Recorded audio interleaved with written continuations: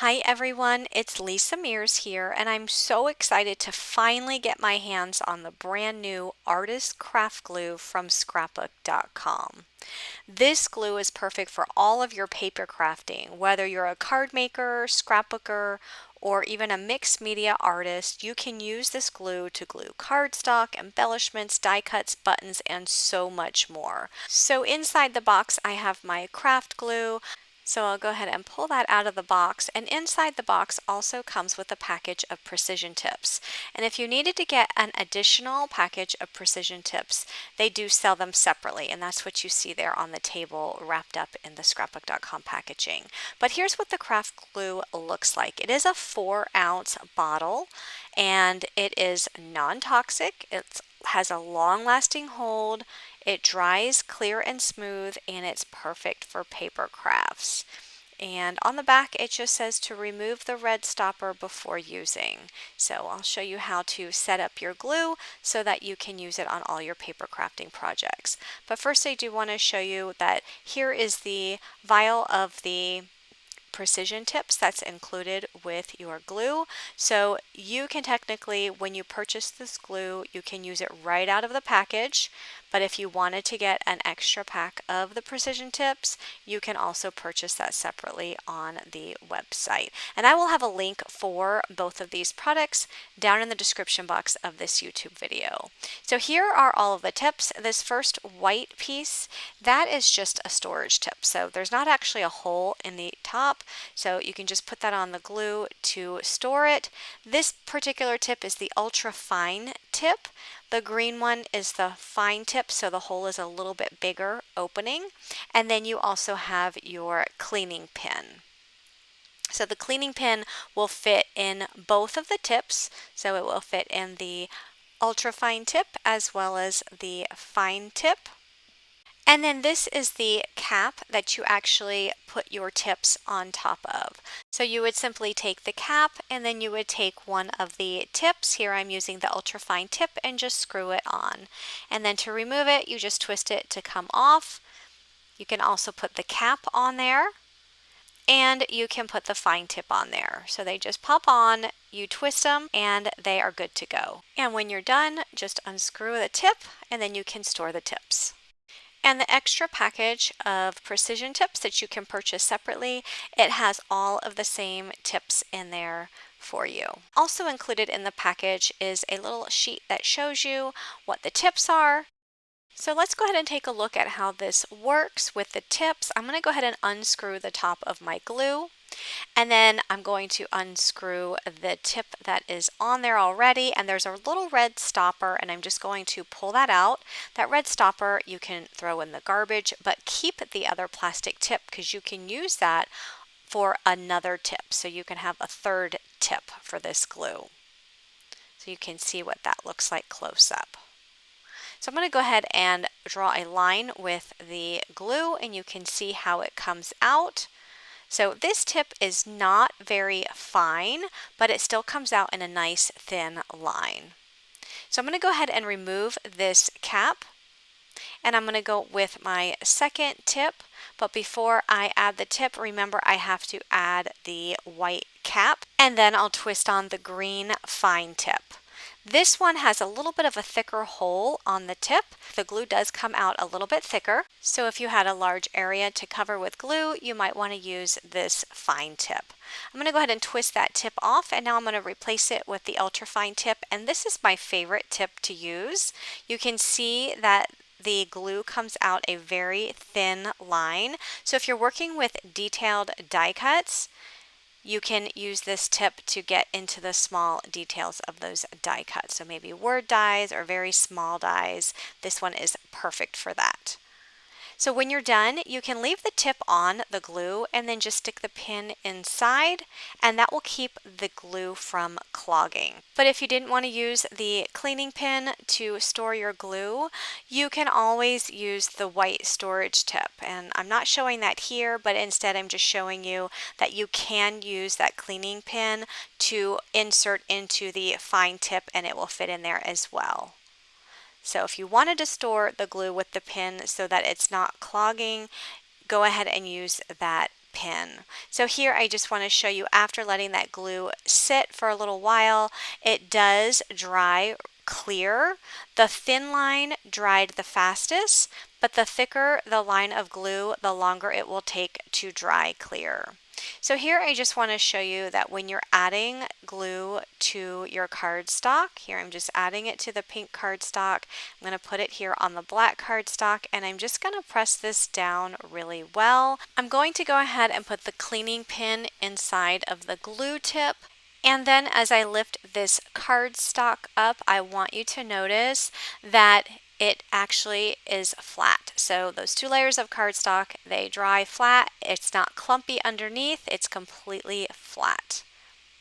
Now, if I try to lift the pink cardstock up, I want you to see that it's permanent. So it does dry fast. So you can see that just by trying to lift it up, it is tearing my cardstock. So if you want to reposition it after gluing the cardstock together, you don't have a whole lot of time. There is some time that you have that you can reposition the cardstock, but you don't get a lot of time. So you would need to work quickly. And I'll show you that here in the next example. So I'm adding glue to the pink cardstock, pressing it down, and then I decide I need to reposition it. I can quickly lift that up and it will come right off of the cardstock.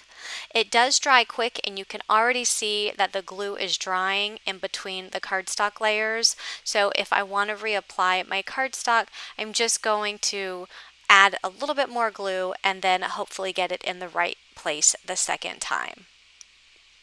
So I wanted to put this glue to the test on some glitter cardstock. The glitter cardstock that I'm using is the glitter paper pad. It's the rainbow pad from Scrapbookcom. I'm going to use this pink slimline size glitter paper. And since glitter paper is a little bit thicker than normal cardstock and it has a little bit of a texture to the surface, I thought this would be a good test. So I'm also using the Scrapbookcom Rose Bloom Slimline die, and I've die cut it out of white cardstock. You can see how intricate and detailed those lines are. So I'm just going to show you how you can take that ultra fine tip and you can add glue to those lines, because you're only getting a little bit of glue out at a time using that ultra fine tip.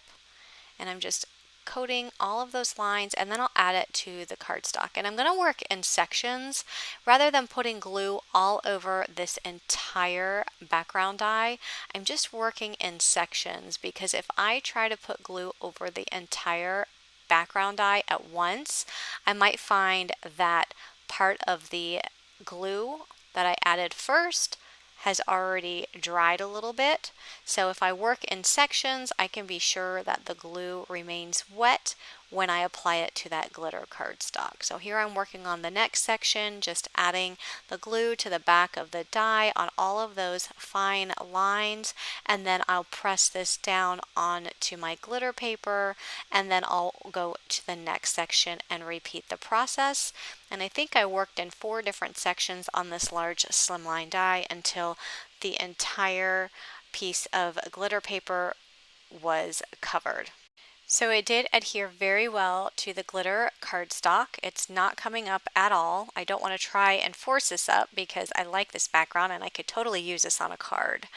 But you can see that it is completely adhered to that glitter background.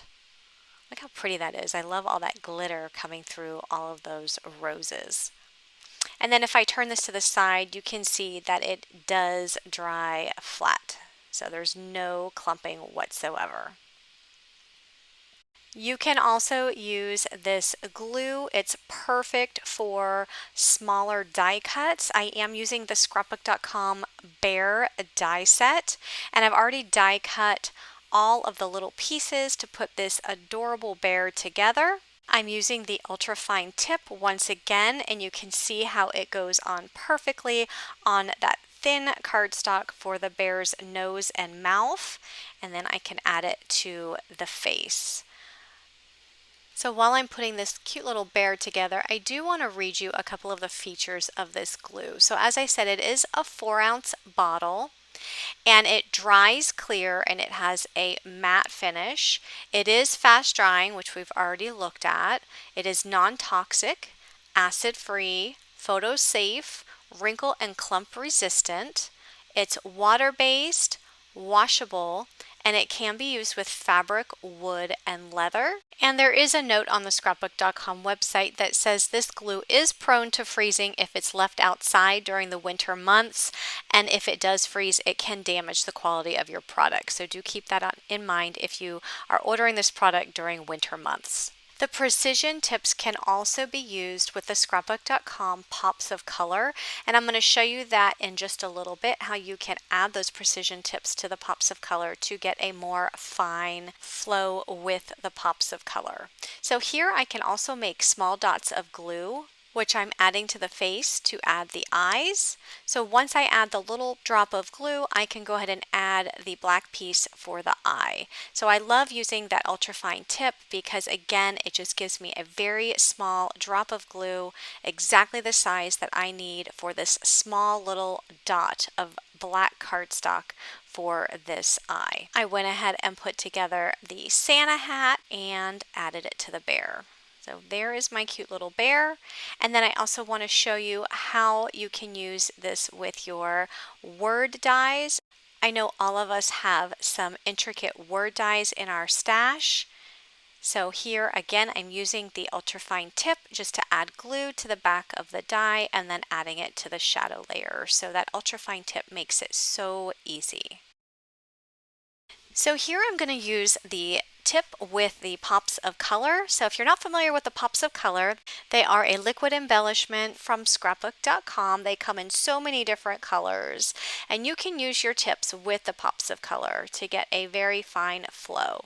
So I'm just taking the cap off of the actual glue bottle, and then I'm going to take the cap off of the pops of color as well.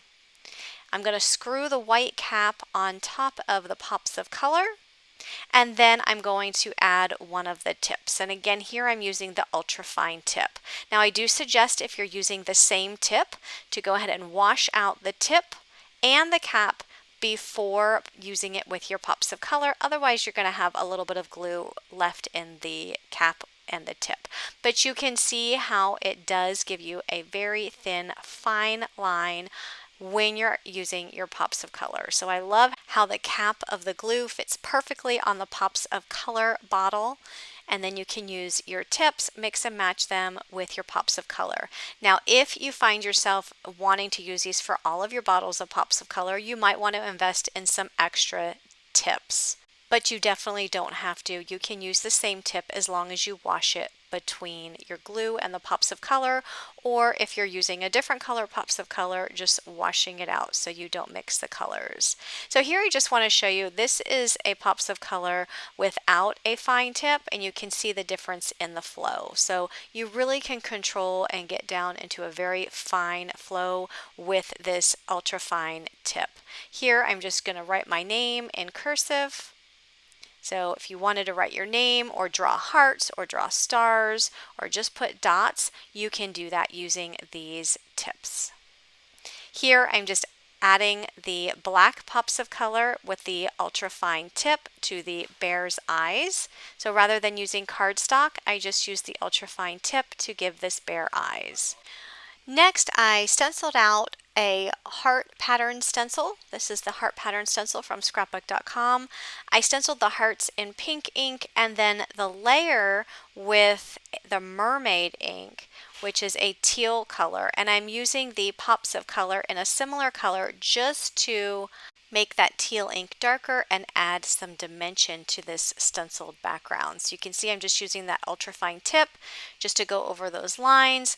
I'm also going over the dots on the hearts. The ultrafine tip also makes it easy to color in some of the more solid areas just to add some more dimension to these hearts. In addition to the dimension, the pops of color also gives a really nice shine to your cardstock. So now I'm just going to remove the cap and put the original pops of color cap back on. And you can see when I hold the white cap up closely that it has that pops of color still left in the cap and in the precision tip. So off camera, I just ran it under some hot water and I used the cleaning pin to stick inside of the cap just moved it around as I ran this under hot water, and all of that pops of color came right out. And I did the same thing with the ultrafine tip. I just moved the cleaning pin around under the hot water, and now it came out good as new. So I'm just going to replace that white cap on top of my glue bottle. And I'm going to add the ultrafine tip right back on because that's the one I choose to use most often. I'll put the cleaning pin inside for storage, and I absolutely love this Artis Craft Glue from Scrapbook.com, and I hope that you do too. So if you're interested in purchasing this glue, check out the links down below in the description box. Thanks for watching, everyone. Have a great day. Bye-bye.